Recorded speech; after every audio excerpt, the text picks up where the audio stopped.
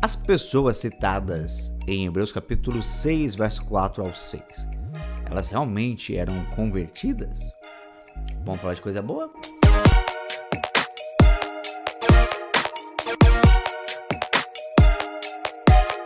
A paz de Cristo, meu amigo Euxadaiana, minha amiga Euxadaiana, tudo bem com vocês?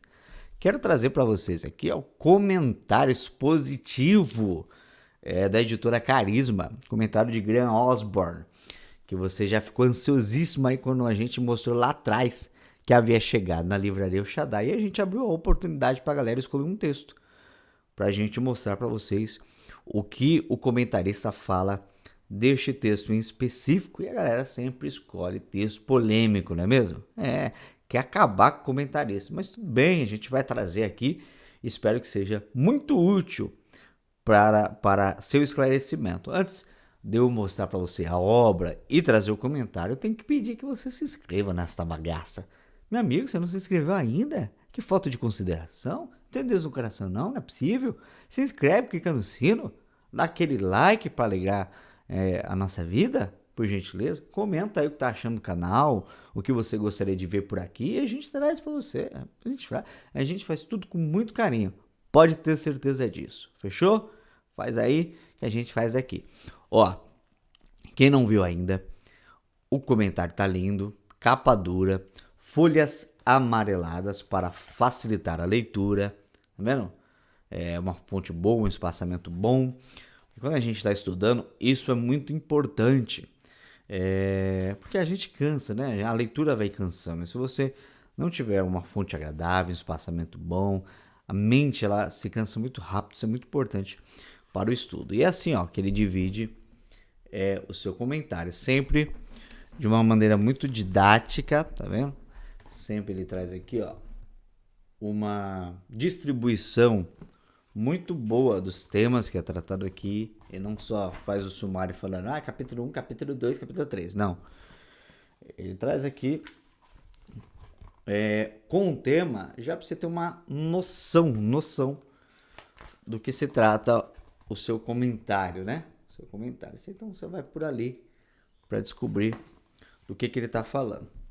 Então vamos lá, o texto escolhido, o texto de Hebreus capítulo 6, verso 4, verso 6. Vou ler para vocês o texto, depois eu trago aqui um pouco do que ele comenta para a gente, tá?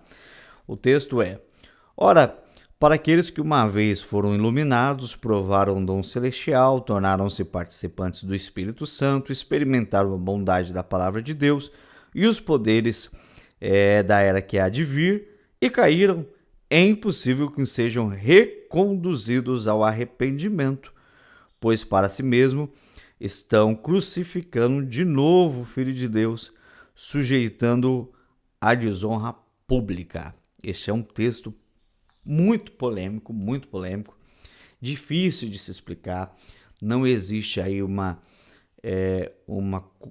opinião pacífica dos teólogos, pelo menos dos respeitáveis, né?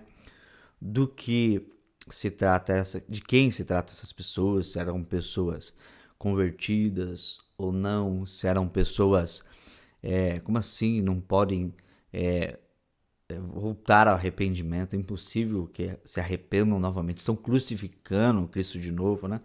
É um tema bem polêmico, mas eu vou trazer para vocês aqui o comentário dele, que é um comentário muito maduro. Eu gosto do Osborne, que ele não é aquele cara que ele bate o pé em temas controvertidos. Não, ele fala que ele entende daquela forma, que ele respeita todos os outros, e é assim que todos nós devemos ser, né, meus amigos? Porque tem gente aí tão imatura que dá vontade de meter a mão no pé do ouvido. Não, tô falando de respeitar, né? Enfim, mas tem uma galerinha que é complicada, viu? Tem uma galerinha que é complicada. E olha, ele traz aqui pra gente o seguinte comentário aqui, ó. O terrível perigo da apostasia é o tema do capítulo. E eu vou dando saltos aqui em parágrafos para ir direto à ideia central para você entender.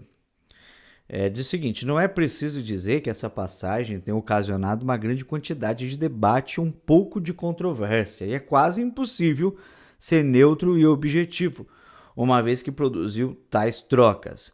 Devo tentar ser exatamente isso, mas claramente estarei argumentando por um dos lados também. Para mim, a chave é desenvolver um profundo respeito para com o outro lado e escolher seus desafios. Você terá que decidir se eu posso conseguir essa abertura, mas devo tentar fazê-lo. Portanto, eu não quero forçar ou mesmo imputar minha opinião a você, mas sim dar dados suficientes para que você possa decidir por si mesmo. Você viu que coisa madura que todos nós devemos aprender? Meu amigo, aprende aí. Vai, aprende a ser mais maduro. Então vamos lá. A vida cristã é uma peregrinação e nós vagueamos na nossa necessidade desses dons para nos ajudarem a completar nossa jornada. Essas são as bênçãos cristãs descartadas mediante o ato da apostasia. Como eu dei um salto, preciso explicar. Ele está falando aqui que o texto falam de bênçãos cristãs, né, que são nos dadas. Aquele que crê em Deus, aquele que é convertido, ele recebe essas bênçãos e essas bênçãos são elencadas nesse texto. Essas são as bênçãos cristãs que foram descartadas pela pessoa citada. Quais são elas?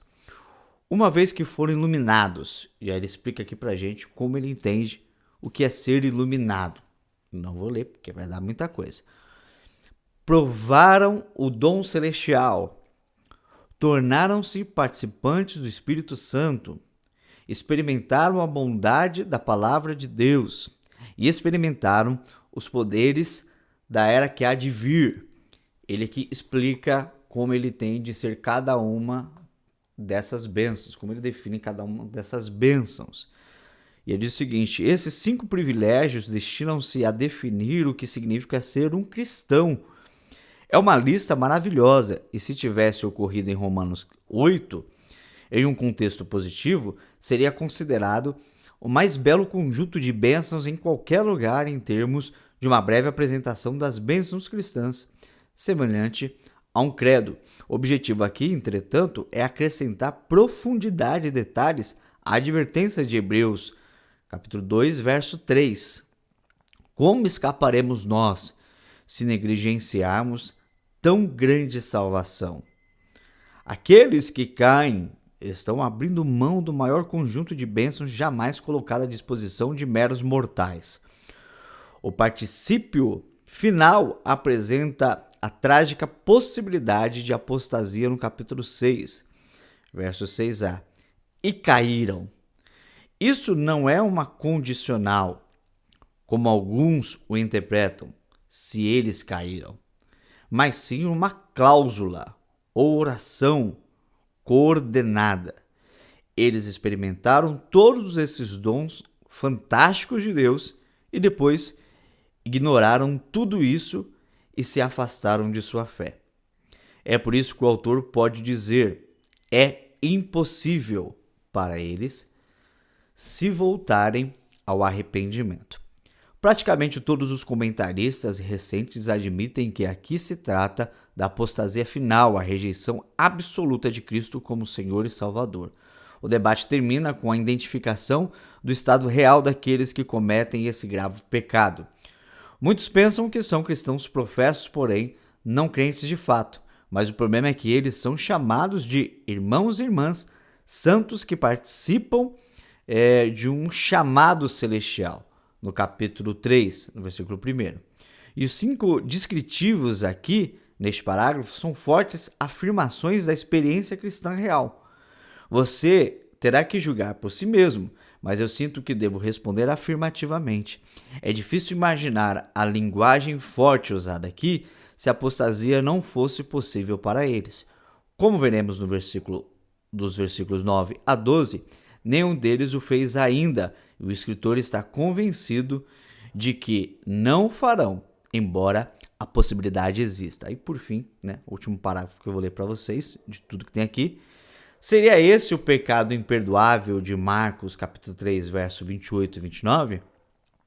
É realmente possível que sim, mas não é apenas pelo fato de eles não poderem serem restaurados, e sim porque Deus não estará disposto a restaurá-los, perspectiva que será mencionada novamente nos capítulos 10 e 12.